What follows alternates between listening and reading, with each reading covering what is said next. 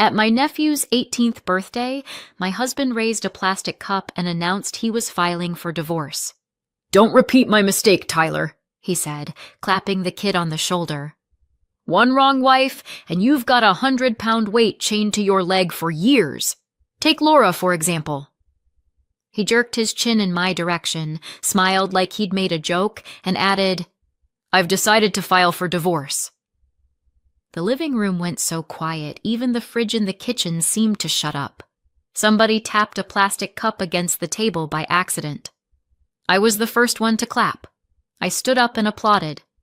"Finally, Mark," I said. "I was starting to worry you'd never grow a spine." His eyes went small and round, like those little plastic lids from the condiment station. It's very convenient when, by the time they drag you out for a public execution, you already know the sentence. I'd had plenty of time to prepare. It all started with a banana peel by the front door of our quiet little place in suburban America. If you've ever wondered how long a person can live with a leg broken in 3 places and a husband broken along his entire length, trust me, the leg is the easier one. That day I was walking home from work. 1 block to go. Manicured lawns, neat trash cans, other people's dogs in other people's windows. In one hand, I had a leash with Poppy.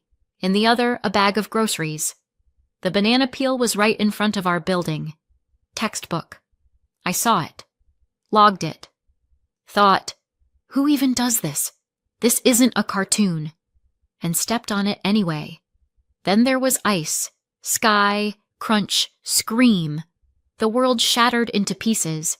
The dog barking, the bags flying, pain detonating along my nerves, the asphalt cold and hostile under my back. Ma'am, can you hear me?" someone said over me, a shadow with a giant backpack. It was Emma, young, in a school hoodie and sneakers, with that expression normal people reserve for zombies. Panic first, action plan second.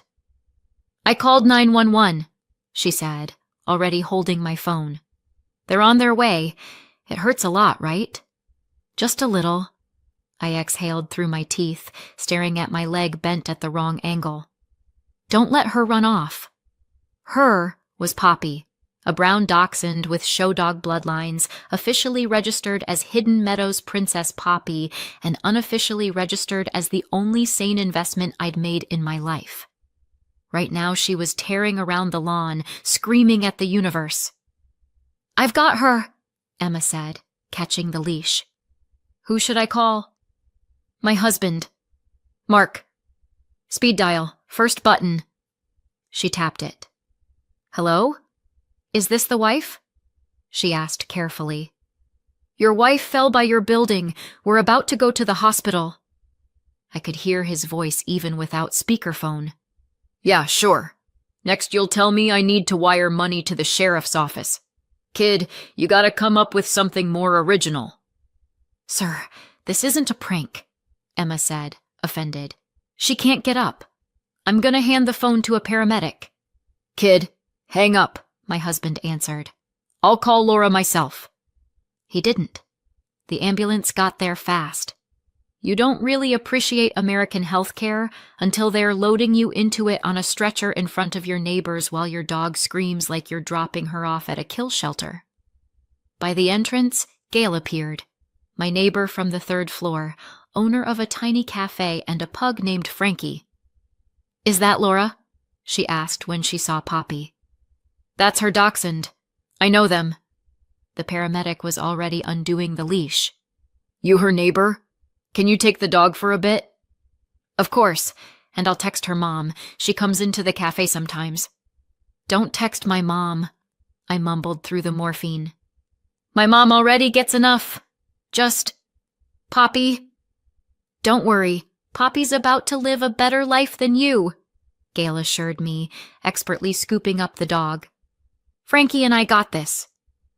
That's how Poppy moved in with the neighbor, and I moved into the trauma unit at County General Hospital. I didn't see my husband until I was already there. They wheeled me into a room late that night, cast on the leg, bandages on my arm, head full of fog. In the corner on a folding chair sat my mom, Linda. Next to her was my stepdad, Gary, with that calm, solid look on his face I'd once hated so much it made me move out. Too stable. Too reliable. "Well, hi," Mom said, wiping her eyes. "You really picked the least budget way to take a day off." "You could have just emailed your boss and said you broke your leg." Gary nodded. "But yeah, the banana has flair." I smirked. It hurt. Mark walked in half an hour later. "Oh, you're awake," he said, like he'd been expecting the opposite. So, how are you?" "Fantastic," I said. "Doctor says I'll be ready for the Olympics in no time." Mom shot him the look people use when they find a roach in their salad. "We thought you'd come straight to the ER, she said. "I was busy," Mark shrugged. "We were just about to head out to the lake with my parents. I figured it was one of those scam calls. You know, your relatives had an accident, send money." "It is surprising they never call you," I said. "You've got experience." He pretended not to hear that. "The doctor said you're going to be here a while," he went on, staring at his shoes. "Well, it's fine. I can get you something on DoorDash." "Mark," Mom set her cup down very gently, very firmly. "She's going to need clothes, chargers, towels, books. You can run home and bring them, right?" "Right now?" He sounded genuinely shocked. "We're already supposed to head out early, beat traffic, and I thought you'd stay with her." That was the moment something inside me went deaf. I lay there under an IV, tubing in my vein, a stranger's hand wrapped around mine, and it still hurt less than that line. "I thought you'd stay with her." Mom looked at Gary. "I'll go," he said. "You stay here. Mark, it's not hard to swing by the hospital on your way, right?" "Well, fine," my husband agreed, like I'd asked him to donate a kidney. "Only my car keys are at Mom's. She's driving tomorrow." "I'll give you mine," Gary said. "You're a big boy. You'll manage."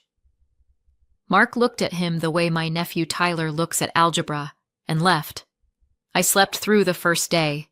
Then came the petty domestic wars. Mark showed up the next afternoon with a single t-shirt, a charger, and a 3-year-old magazine. "You wanted a book," he said. "I wanted my books," I said, "and slippers, and a real set of pajamas."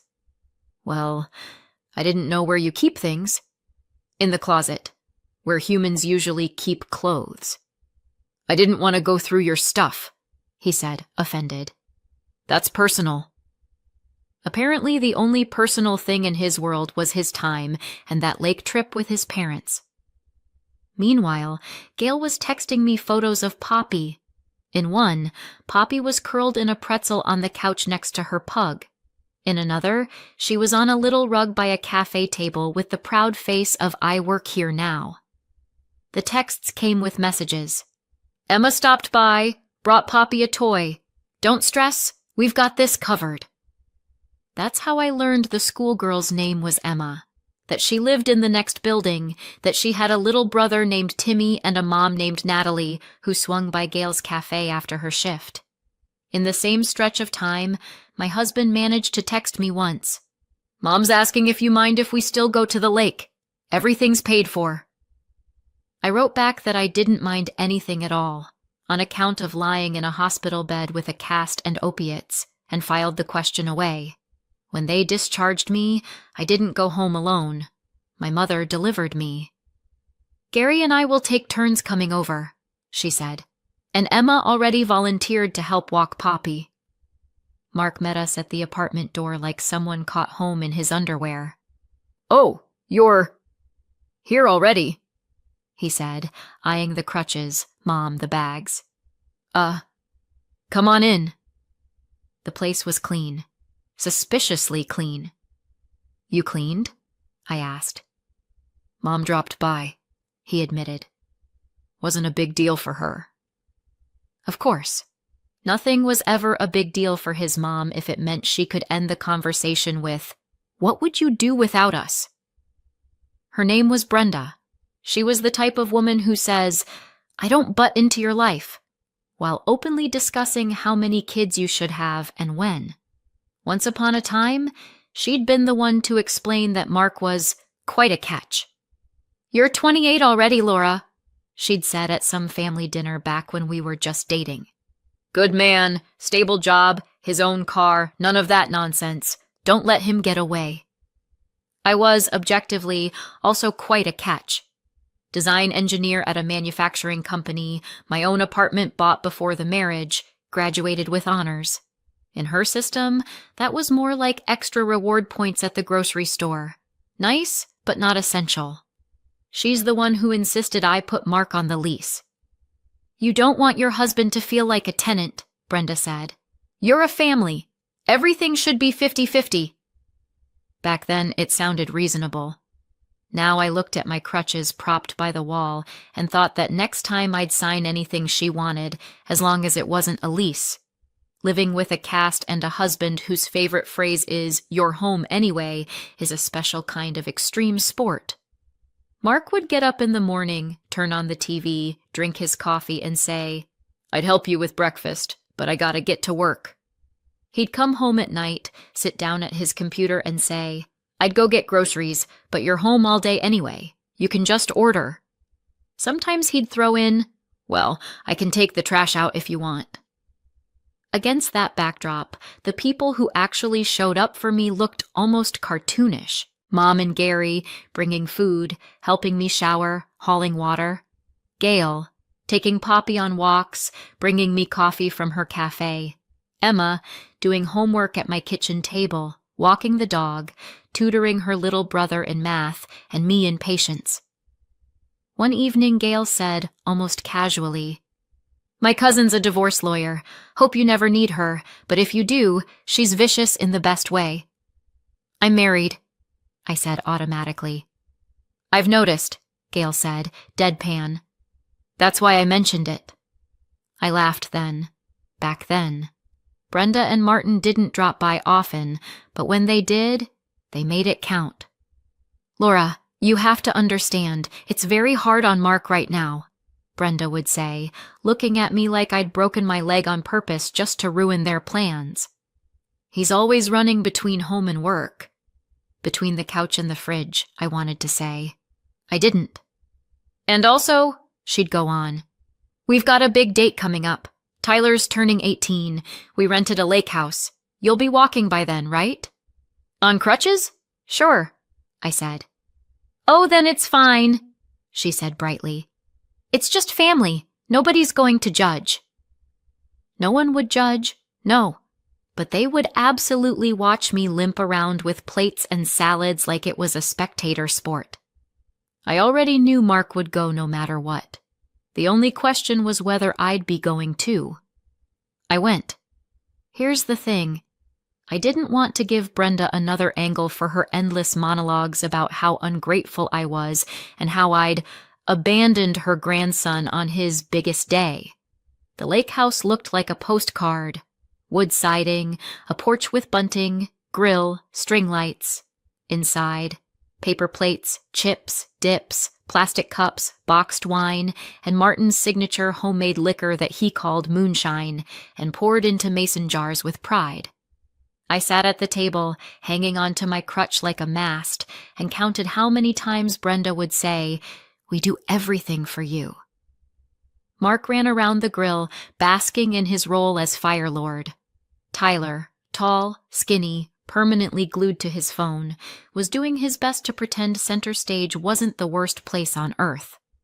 "So, Laura," Martin plopped down beside me, "you thinking about kids yet?" "I'm thinking about not breaking the other leg," I said. "Kids? Later." "You two really shouldn't drag your feet," Brenda cut in. "Biological clock and all." I looked at my crutches and thought there was more than one thing ticking. When everyone had eaten, Mark stood up with his cup. "So," he said, "I've got a little speech, too." Heads turned. "Tyler, don't rush into marriage. Study, work, travel. One wrong wife and you're chained to a weight for decades." He grinned. Like me. He turned to me. Laura here is my ball and chain. Someone laughed nervously. And on that note, he went on, raising his cup, I've decided to file for divorce. The silence was so thick I could hear somebody cracking open a beer behind the house. I stood up. Standing up took a minute. Thank you. Martin's. Oh, come on, just a sip. It's not that strong. But I stayed upright. And I clapped.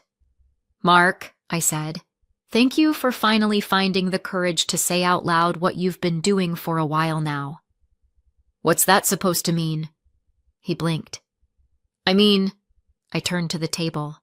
When your husband's business trip bag contains a lacy bra that definitely isn't your size, a gift card for a hotel, and a receipt for 2 coffees to go, that's usually not a sales meeting.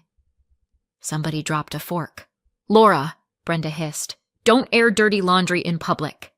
This isn't public, I said. This is your rental by some random lake in Indiana. Tyler was staring at me with the face of someone who just realized adults don't have any idea what they're doing. I'm fine with the divorce, Mark, I told my husband. If you want, you can think of it as a present to Tyler. On his birthday, his family finally stopped lying. I set my cup on the table, grabbed my crutch, walked out onto the porch, breathed in lake and grilled meat, and headed for the car. Gary drove me home. Poppy met me at the door like I'd come back from deployment, which, in a way, I had. The next day, a delegation showed up at my door. In front, Mark. Behind him, Brenda, Martin, his sister Tracy, and the birthday boy himself, Tyler, who looked like he'd rather be anywhere else. We came to talk like civilized people, Brenda said the moment I opened. So we don't have to drag this into court. Mark pulled out a folder. This is a marital settlement agreement, he announced, very serious, as if he'd drafted it himself. Voluntary division of property. I sat them down in the living room and took a seat across from them. Poppy crawled under my chair and started a low growl. The agreement said, more or less, that Mark gets our car, the TV, the game console, the laptop, a fair portion of the joint savings, half my bank account. I get the privilege of living in my own apartment, some household appliances, the moral high ground. They'd quietly listed Poppy under his column. I'm sorry, what? I asked. Poppy is joint property too? We picked her out with Mark, Brenda jumped in, and Mark also paid for dog food. Once, I said. When you handed him a 20 and said it was our first family contribution toward the dog. Laura, can we not get bogged down in details? Mark's tone darkened. We're trying to do this amicably. Amicably, I said, would have involved asking me first and then parading over here. I stood up, took the folder, shoved it back into his hands, and walked to the door. Tracy, Tyler, I said, opening it.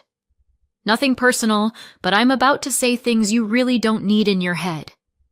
They shot out onto the landing faster than kids bolt at the lunch bell. Mom, I heard outside. Can we wait in the car? Of course, honey, Brenda said sweetly. I shut the door and turned to the 3 still on my couch. Okay, I said. So, which one of you is amicable again? After they finally left, they left when I offered to call the police and get this visit on record as an attempt to coerce a signature. I called Gail. Remember how you said you had a cousin who's a divorce lawyer? Second cousin, she corrected. Janet. She's a shark. You'll like her. That's how Janet entered my life.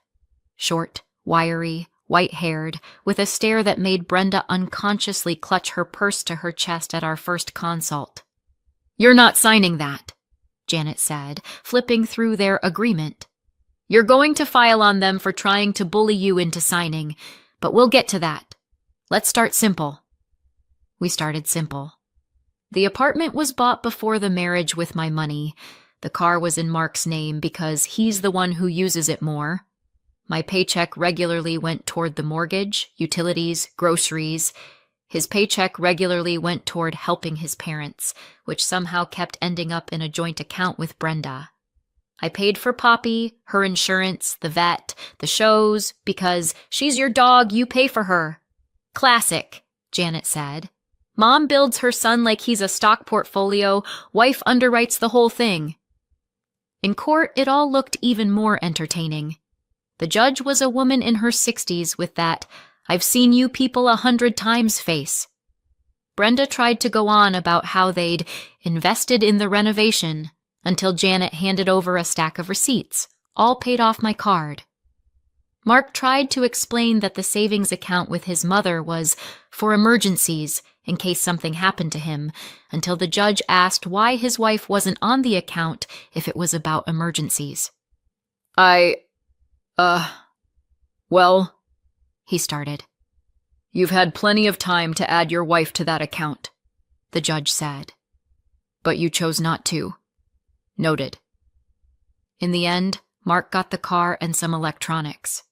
I kept the apartment. As far as joint savings, the court didn't find much of anything because the only thing joint about our finances had been my income. There was a separate line item for Poppy.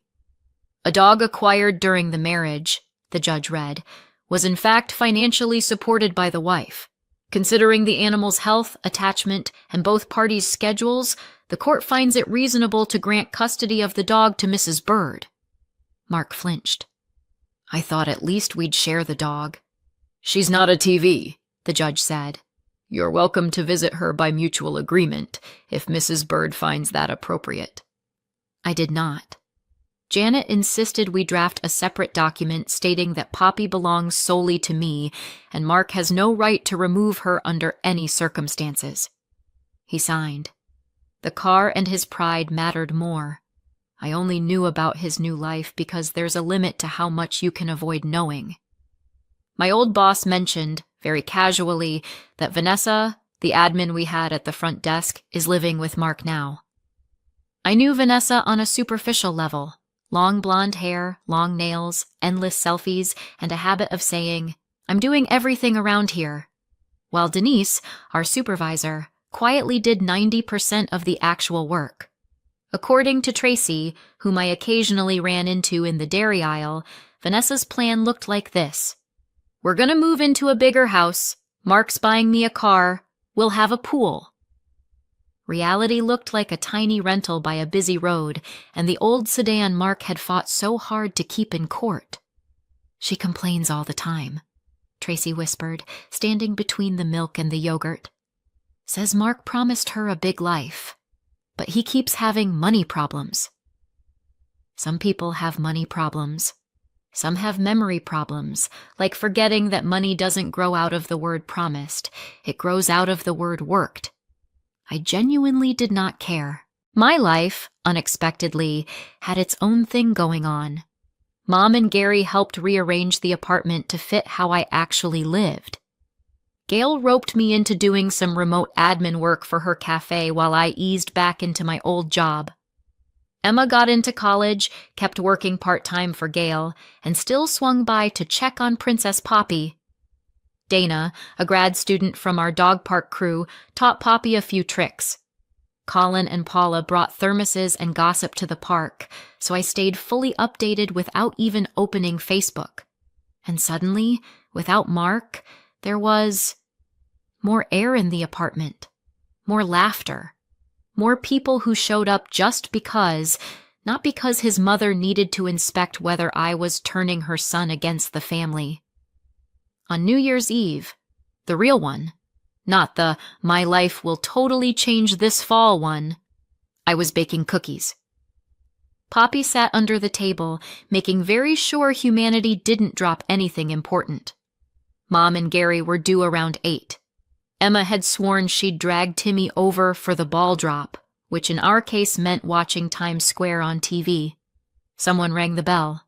I checked the time. 7:30. "We're early," I called, opening the door. "The cookies are still warm, but—" Mark was on the threshold. He was holding one of those giant gift baskets people win at office raffles: coffee, cookies, a bottle of wine, some kind of sausage. Hey, Laura, he said. Happy New Year, early. Poppy came out from under the table, looked at him, and growled. Not loudly, just enough to make her point. Can I come in? He asked. Why? I asked back. He shifted from foot to foot. I wanted to talk. I just looked at him. Somewhere in the last Christmas-New Year stretch, he'd been living with Vanessa, arguing, juggling bills, trying to figure out why the world hadn't formed a line to reward his effort. I've thought it all through, Mark said. I was wrong. About a lot. About almost everything. I'll sign whatever you want. Can we start over? Start over? I repeated. Yeah. He tried to smile. Fresh start. I glanced over his shoulder. Same old hallway, same front door, same welcome doormat. Only now I knew that fresh start in his language meant flipping to a blank page without reading the previous one. Mark, I said. I had to break my leg to finally read what was written on page 1. He blinked. I'm not interested in reruns, I went on. Not the leg, not the page. I took the basket and handed it back to him. This isn't about being mad, I added. You really did set me free when you announced that divorce. I'd be an idiot to voluntarily chain that weight back onto my leg. Behind me, keys rattled in the lock. Laura, we're a little early. We thought... Mom stepped into the hallway, saw Mark, and wiped the smile off her face. Oh. We on time? Gary asked, eyeing the scene. Perfect timing, I said. I stepped back, but I didn't open the door wider. Happy New Year, Mark, I said. I genuinely hope next year you learn to tell the difference between people who love you and people who use you. He started. And I also hope, I added, that next time you say, I've thought it all through, you actually have. I closed the door. I didn't slam it. I just closed it.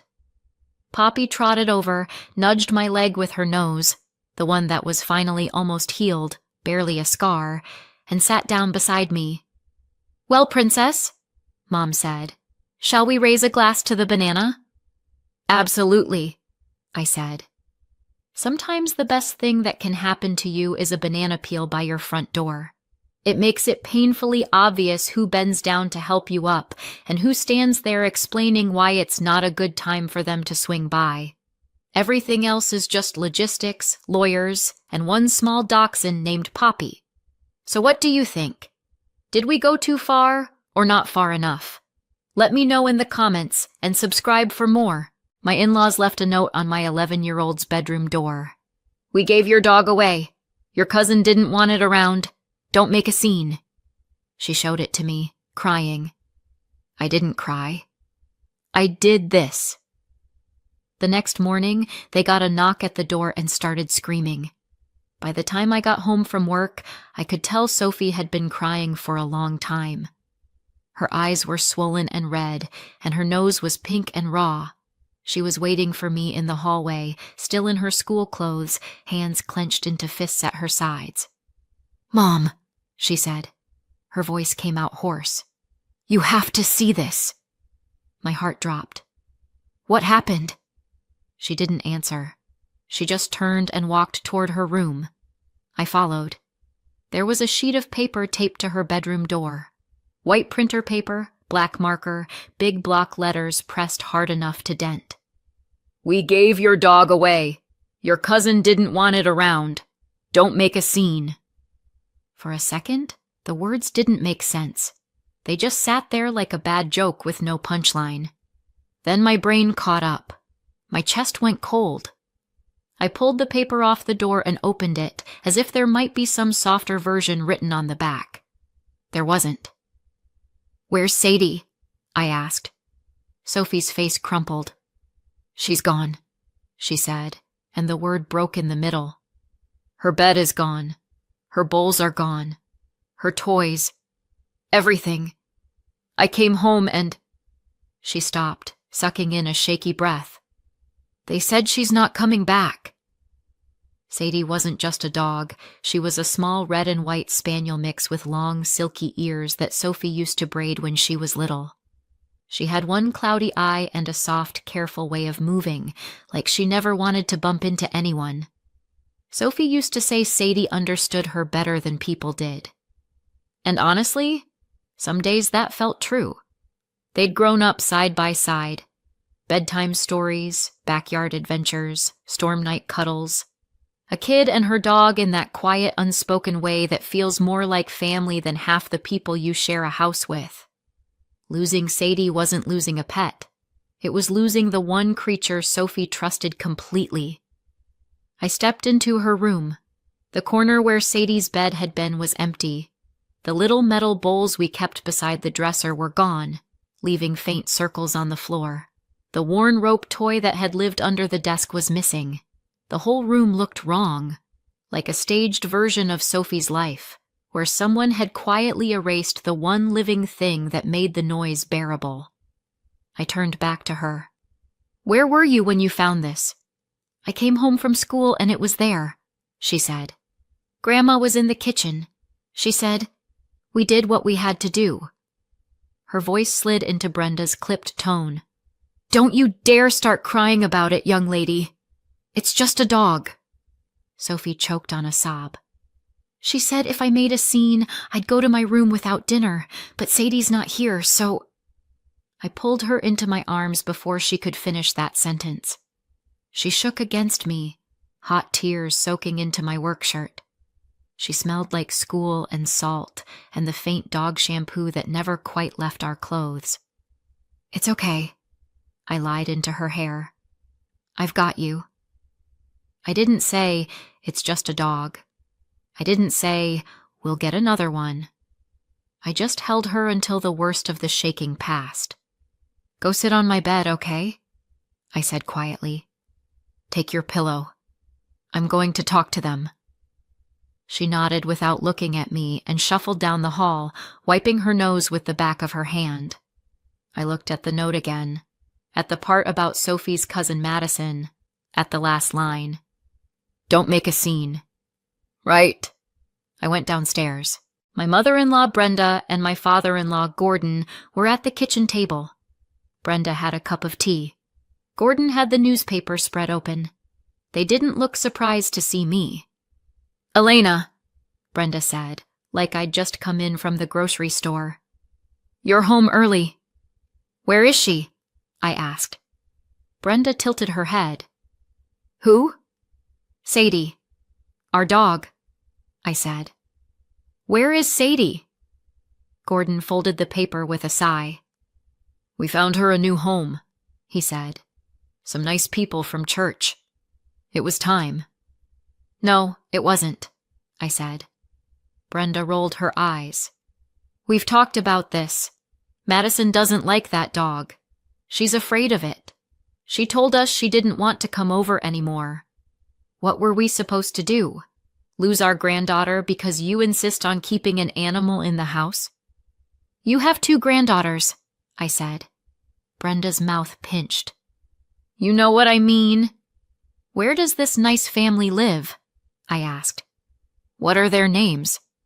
"That's none of your concern," Gordon said. "We handled it. You should be thanking us. Less hair in the house, less smell, less responsibility for you." "She wasn't your responsibility," I said. "She was my daughter's dog." "It's our house," Gordon said, like he was spelling it out for a slow child. "We make the rules here." "This isn't a rule," I said. "It's theft." Brenda slammed her cup down hard enough that tea sloshed onto the saucer. "Oh, for heaven's sake, you're being ridiculous. We rehomed a dog. Yeah, that's it. Children come first. Your daughter will be fine. She's old enough to understand that the world doesn't revolve around her feelings." "She's 11, I said. "And very sensitive," Brenda said pointedly. "You've made her that way." I stared at them. There was a buzzing in my ears, but my voice stayed flat. "You left a note on her door," I said. "You didn't even look her in the eye." We knew you'd blow it out of proportion, Gordon said. We didn't want a scene. There it was, the math, laid out on the table. Madison's comfort on one side, my mother's dog and my daughter's grief on the other. The people who took Sadie, I said. Did you tell them she wasn't yours to give? Gordon's jaw clenched. He didn't answer. Brenda stood up and started stacking plates that didn't need stacking. We're not having this argument, she said. The decision is made. You can either accept it and help Sophie move on, or you can keep stirring her up and make this harder than it needs to be. I looked at her, at him, at the kitchen where I'd spent years cooking and cleaning and swallowing small insults in exchange for a roof over our heads. Okay, I said. Brenda relaxed, just slightly. Good. I'm glad you're being sensible. I walked out without another word. Upstairs, Sophie was sitting on our bed, clutching Sadie's old collar so tightly her knuckles were white. The little brass tag with my mother's number, now crossed out and replaced with ours, glinted in the lamplight. She's not coming back, is she? Sophie asked. They won't tell me where she is, I said. Yet. Sophie's eyes filled again. Grandma said if I cry about it, I'm being selfish, she whispered. She said Madison is scared and that Madison is family, like Sadie isn't. My throat hurt. I sat down beside her and pulled her close again. You are allowed to be sad, I said. You are allowed to be angry. What they did was wrong. Are you going to make them bring her back? She asked. I looked at the note on the nightstand, at the empty corner of her room. I'm going to do everything I can, I said. I'm not promising it will be easy, but I'm not going to pretend this didn't happen, and I'm not going to tell you to get over it. She nodded against my shoulder. They thought I'd tell Sophie to accept it. They thought I'd swallow it like I always had. This time, I didn't feel sad. I felt done. People always want a clean line they can point to. That's where it all went wrong. But things like this build slowly. One decision, one comment, one little shift that doesn't seem like much until you look back and realize the floor was moving the whole time. My husband Colin and I moved in with his parents when Sophie was still in diapers. We were both in school, both broke, and both drowning in the kind of optimism only people in their 20s have. We'll help you, Brenda said, meaning, we'll supervise you. You'll get back on your feet, Gordon said, meaning, you'll be grateful forever.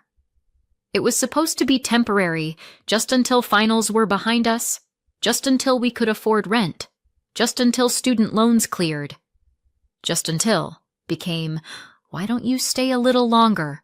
And before I knew it, 5 years had passed. We had money by then.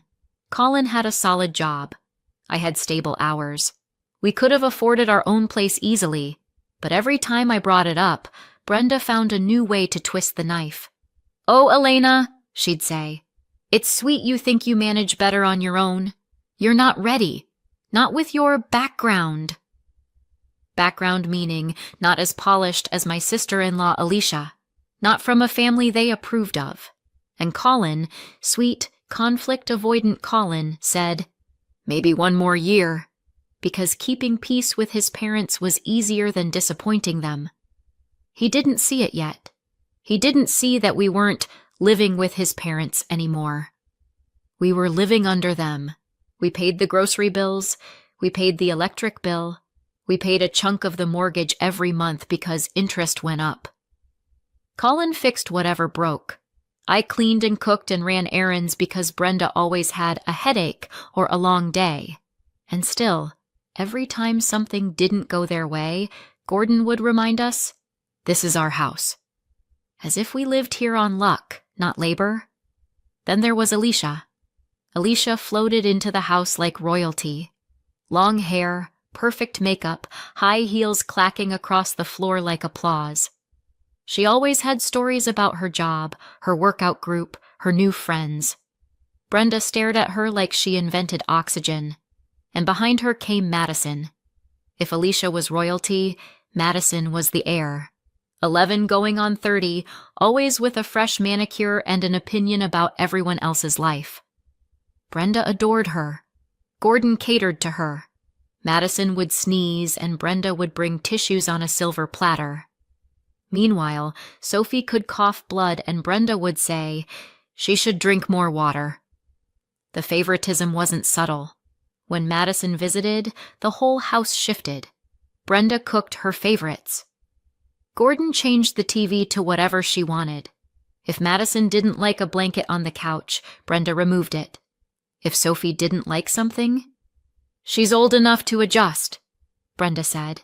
"Don't indulge her." For Sophie's birthdays, we got a store cake. For Madison's, Brenda hired a clown, ordered catering, and filled the yard with balloons. "It's just a bigger family this year," she insisted. "Don't be jealous, Sophie. It's not attractive." And then there was Sadie. Sadie belonged to my mother first. She wasn't a puppy when I got her. She was already trained, already steady. My mother had vision problems and some mobility trouble, so Sadie learned to help her. Not through some fancy agency. My uncle hired a private trainer, and Sadie took to it like she'd been born for the job. She knew how to guide around obstacles, how to fetch dropped items, how to sense panic rising and ground a person just by pressing against them. When my mother died, Sadie sat by the door for 2 days. When she finally came with me, she walked straight into Sophie's room and lay down next to her crib. And that was that. Sophie had a dog, and the dog had a child. They grew up together, literally. And when Sophie was 3, Sadie saved her life. It wasn't dramatic like a movie. No fireball or collapsing building. Just Sophie climbing up on a toy box she shouldn't have, reaching for something, losing her balance. I was across the room folding laundry. I couldn't get there in time. Sadie did. She wedged herself under Sophie just enough to break the fall. Sophie hit carpet instead of the corner of the dresser. No stitches, no ambulance. Just a bruise, a scared kid, and a dog who stood guard over her the rest of the afternoon, like she was afraid the universe might take a second swing. Sophie never forgot that. Neither did I. But Brenda did. She hated dogs inside houses. They smell. She hated fur. It floats. She hated Sadie's bed in Sophie's room. This isn't a barn. And then Madison started complaining. "That dog looks at me weird," Madison said one day, standing in the hallway. "She's blind in one eye," I said. "She's not staring. She's trying to figure out who's in front of her." "Well, it creeps me out," Madison said. "I don't want to come over if she's here." Brenda acted like Madison had made a proclamation from the throne. "We'll figure something out, sweetheart," she cooed, brushing Madison's hair off her shoulder. "You shouldn't feel unsafe in Grandma's house." Unsafe. From Sadie, who tripped over dust bunnies. I tried compromise after compromise. I offered to keep Sadie upstairs during their visits. I offered to crate her for short periods. I offered to take her out for long walks when Alicia and Madison came over. "Not enough," Brenda said. "Madison shouldn't have to worry. Children come first, Elena." By children, she meant one. Sophie noticed. Of course she noticed. Kids always do. When she asked why Madison got special cupcakes and she didn't, Brenda told her, "Because Madison is younger, sweetheart. You're the big girl. Big girls don't get jealous." Madison is 4 months younger. When she asked why Madison got the big present at Christmas, Brenda said, "You understand sharing better, don't you? Madison needs the encouragement." And every time Sadie wandered into the room, Madison shrieked like she was being chased. One afternoon, when Madison refused to come inside because Sadie was sleeping on her cushion, Brenda said loudly, "This dog is ruining family time." I said quietly, "She's family too." Brenda looked at me with pity disguised as patience. "It's just a dog," she said. Sophie was standing behind me when she heard that. She didn't say anything. She just knelt beside Sadie and buried her face in her fur. The older Sophie got, the more obvious it became. Sadie wasn't just a dog. She was the last piece of my mother. She was Sophie's anchor. She was the one creature in the house who never made Sophie feel like a guest in her own life. Brenda and Gordon hated that. They didn't want sentimental attachments getting in the way of their version of order, their version of family, their version of who deserved what. And they especially didn't want anything getting in the way of Madison. I should have seen the dog thing coming, but you never expect people to do the exact thing you told them would break your child's heart. And then the note happened, and suddenly everything made sense. The comments, the complaints, the sighs, the whispers, the children come first speeches. They hadn't snapped. They'd planned. And they'd chosen exactly which child came first. The morning after the note, the house felt like it was holding its breath. I called in sick before I even brushed my teeth. "Family emergency," I said, and hung up before anyone could ask a question. Sophie wasn't going to school. She looked like she hadn't slept at all, and Sadie's collar was still clutched in her fist like she thought it might disappear too if she let go. Gordon left for work like he hadn't wrecked a child the day before. Brenda stayed in the kitchen making noise with the dishes, her usual signal that she was busy and couldn't possibly be questioned. Colin sat at the table with a mug of cold coffee. His eyes were on the hardwood floor. He looked sick. I set the note between us. "I'm asking one more time," I said. "Where is Sadie?"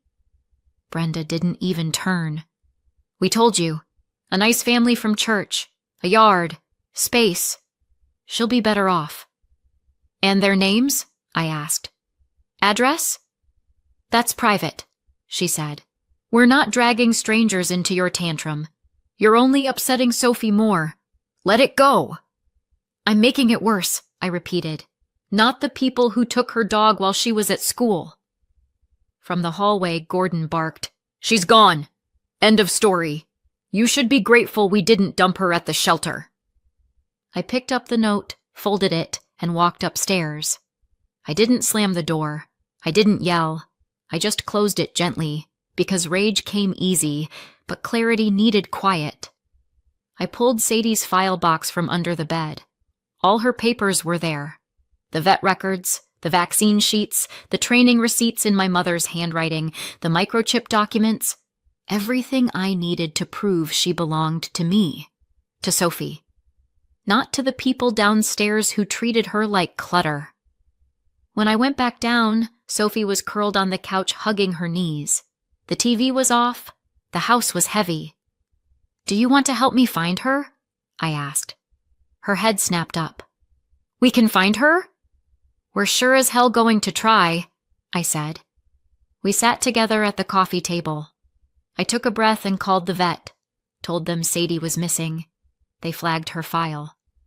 I submitted a stolen report with the microchip company. My hands shook. I kept going. Then I opened the neighborhood Facebook group. I typed, "My dog Sadie was taken from my home and rehomed without my permission. She's older, small, trained to help with mobility and anxiety. She belonged to my late mother and is my daughter's dog now. If anyone has seen a post offering a trained older dog recently, please message me. Photo in comments." I added a picture of Sophie reading with Sadie's head in her lap. Within minutes, sympathy. Within an hour, a few dead ends. By noon, nothing.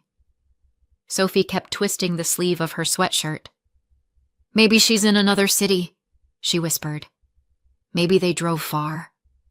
"We only know they lied," I said. "Everything else, we'll find out." Just after 2, my phone buzzed again. A message from someone I didn't know. "Hi, Elena. Someone in my church group shared this yesterday. Thought it might be her." Below was a screenshot. The moment I saw it, I felt my chest hollow out. The photo wasn't sharp, but it didn't need to be. Sadie sat on an unfamiliar porch, looking patient and brave like she always did. The caption, "Older assistance type dog. Well-trained, calm. $2,500 rehoming fee. Call for details." The number underneath belonged to Gordon. I stood so fast the laptop nearly slid off the table. "Colin." He came in, wiping his hands on a towel, eyes wary. I showed him the screen. He went pale. "That's my dad's number." "Yeah," I said. "It is." Sophie looked back and forth between us, confused and scared. "What does that mean?" "It means," I said, "they didn't rehome her for free." I messaged the woman back immediately. She sent me the name and number of the buyer, Martha. My thumb shook as I called. A cautious voice answered. "Hello?" "Hi, is this Martha? My name is Elena. I think you might have my dog." Silence. I explained everything in one breath. My mother, the training, Sophie, the note, the ad, Gordon's number. When I finished, I heard her gasp. "He told us she was his," she said. "He said you didn't want her. He said he was doing you a favor. We paid him $2,500. Her voice wobbled. "I'm so sorry. We didn't know." "I believe you," I said. "Can we meet? Somewhere public? Today?" "Of course," she said. "Please bring her papers. We'll give her back." We met near sunset in a shopping plaza parking lot. Martha and her husband Jim were standing beside their car. Sadie lay on a blanket between them. When she saw me, she stood, tail thumping once, twice, and then she trotted over and pressed her head into my leg like she was saying, "You found me." "Of course you did." I dropped to my knees and wrapped my arms around her neck. Sophie fell beside me, sobbing into Sadie's fur. Martha handed me the file folder. Jim swore quietly at the screenshot on my phone. They apologized. They promised to file their own complaint. On the way home, Sadie stretched across the back seat with her head in Sophie's lap. Sophie kept one hand on her collar like she was anchoring the world. Colin drove in silence, his jaw tight. "They sold her," he said finally. "My parents sold your mother's dog." "They did," I said. "I kept telling myself they were strict," he murmured. "But this is something else." He looked at me, and for the first time in years, I saw him see his parents clearly. "We're leaving," he said. No hesitation. "We should have left a long time ago." When we got home, I tucked Sophie into bed with Sadie curled beside her. Then I went straight to the police station. I gave them everything. The note, the ad, the screenshot, the buyer's statement, the papers proving Sadie was mine. The officer typed for a long time. Then he said, "We'll follow up." When I walked back into the house, Colin was at the table with a notepad. "We can afford to move," he said. "I don't want to stay here another day longer than we have to," I said. He nodded. "Tomorrow, we pack." And just like that, the fear I'd carried for years, of rocking the boat, of upsetting them, of being difficult, cracked open and slid off my shoulders. Brenda and Gordon went to bed that night smug and satisfied, thinking the house was quiet again. For the first time in a long time, I wasn't the one lying awake wondering what they'd do next. I already knew. The knock came the next morning just after 9. I was at the kitchen table with a mug of coffee that had already gone lukewarm. Sophie sat across from me, poking at a slice of toast. Sadie was under the table, pressed against my feet. Upstairs, Colin was packing books into boxes. Down the hall, I could hear Brenda moving around in the living room, the murmur of the morning news drifting through. Then, 3 hard knocks on the front door. Not a neighbor knock, not a delivery. Gordon muttered something and got up. I heard his slippers shuffle across the hardwood. The door opened. "Morning, sir," a man's voice said. Calm. Official. Are you Gordon Thompson? Yes, Gordon said. Who wants to know? This is Officer Green with Town Police, the man replied. We're here to follow up on a report about a dog that was taken from this address and sold. May we come in? Silence. The kind that fills your ears. What? Gordon said. That's ridiculous. It was just a family thing. Who called you?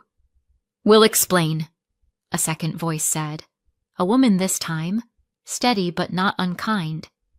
Can we step inside? I heard the door close. Footsteps. The living room TV turned off. Sadie lifted her head and huffed. Stay, I whispered, mostly to myself. I couldn't hear every word, but some sentences carried down the hallway. Advertisement posted from this number. The couple who paid you. Microchip registered to your daughter-in-law. And from Brenda, sharp and high. This is none of your business. We found that dog a good home. It's not a crime to rehome an animal. It is a crime to sell property that isn't yours, the officer said. His voice didn't rise. That made it worse. Especially when you misrepresent ownership. I'm not here to argue. I'm here to document what happened and explain the legal consequences. Sophie's eyes were wide. Is Grandpa going to jail? She whispered. No, I said. Probably not. But for the first time, someone is telling him he can't just do whatever he wants. She nodded slowly. A few minutes later, footsteps came toward the kitchen. I straightened in my chair. The officers appeared in the doorway first. A tall man, a shorter woman with her hair in a bun, both in uniform. Their eyes flicked over me, over Sophie, over Sadie at my feet. Elena? The woman asked. Yes, I said. Thank you for coming in last night, she said. We've spoken with your in-laws. We'll file our report and the prosecutor will determine how to proceed. At a minimum, they'll be required to repay the buyers and may face fines. If this moves forward, you'll get a letter. Understood, I said. The man nodded. We're sorry this happened, he said. You did the right thing. Reporting it. They left. The front door shut. The house was too quiet for 3 full seconds. Then Brenda and Gordon came into the kitchen. Gordon's face was red. Brenda's was white. How could you do this? Brenda hissed. You called the police on us. I reported a theft, I said. They decided to investigate it. You're destroying this family over a dog, she said. Over a dog, Elena? Do you hear yourself? I hear you, I said. I also heard you tell my daughter not to make a scene when you ripped away the last thing she had from my mother. I heard you tell me it was just a dog and that Madison's feelings mattered more. I heard you lie to strangers for $2,500. That money was for this house, Gordon snapped. For bills, for repairs. You have no idea what it takes to keep this place going. I do, I said. I've been paying for it with you. He opened his mouth, closed it. The muscle in his jaw jumped. Brenda jabbed a finger toward Sadie. She's here now, she said. What more do you want? You got your way. Why drag the law into it? You think neighbors aren't going to talk?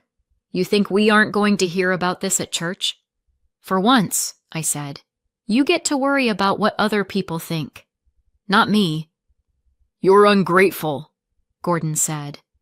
We took you in when you had nothing. We gave you a place to live. We helped raise your child. You also taught her that in this house, she comes second, I said. I'm not letting that lesson sink in any deeper. At that moment, Colin came down the stairs carrying a box of books. He stopped in the doorway, taking in the scene. Mom. Dad, he said.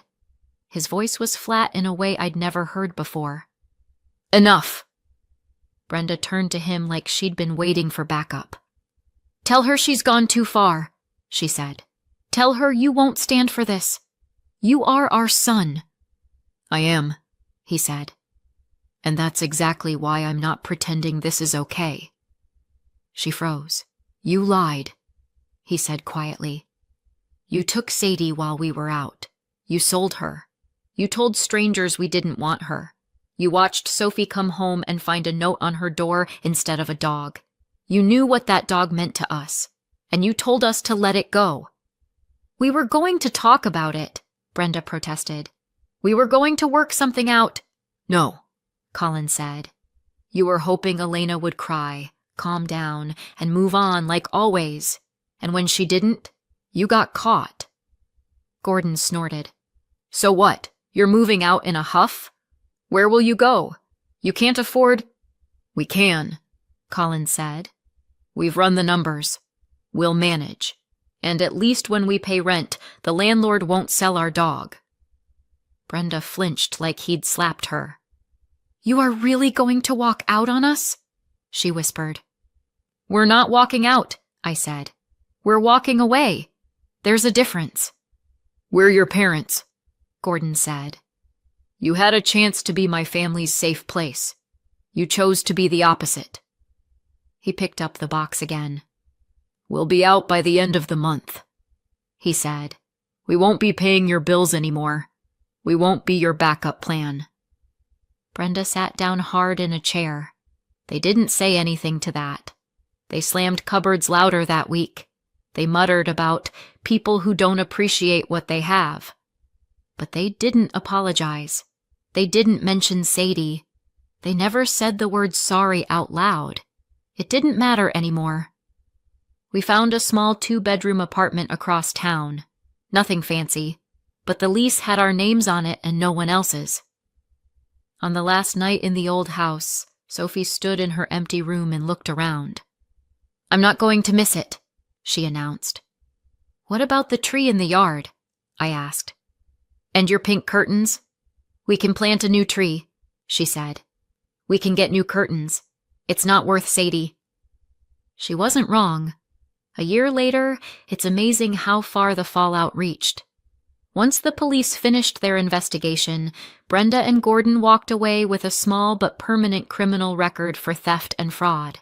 They had to repay all $2,500 to Martha and Jim, plus fines and fees they definitely weren't prepared for. Without our money and Colin's repair work, the house became too heavy to hold up. 6 months after we moved out, the for sale sign went up. They ended up in a cramped rental on the edge of town.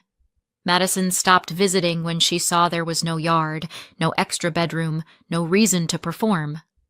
For the first time, Brenda and Gordon learned what it felt like not to be the center of their own little universe. People tell me they still argue about it. Maybe we shouldn't have gotten rid of that dog, Gordon mutters. As if Sadie was a bad investment, not a life they tore out of my daughter's hands. Still no apology, not one word. Meanwhile, Sophie and Sadie are thriving. Our home is peaceful, quiet. Ours. So what do you think? Did we go too far or not far enough? Let us know in the comments and subscribe for more.